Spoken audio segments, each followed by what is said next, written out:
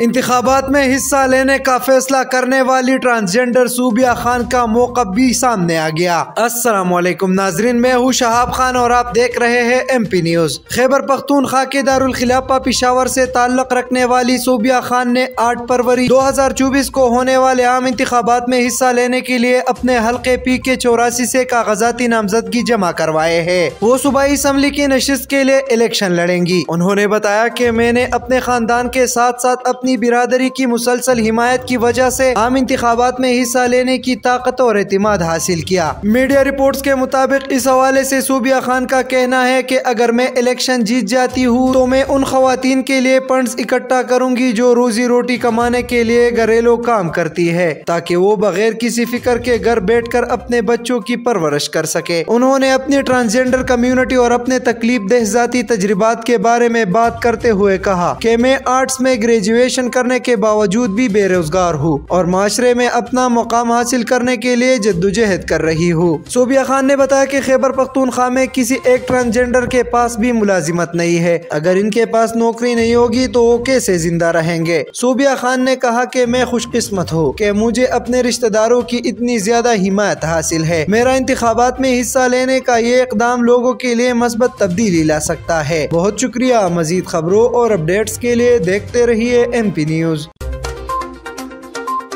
MP news सवाल समेत मुल्की और गैर मुल्की खबरें आप तक पहुंचाए सबसे पहले।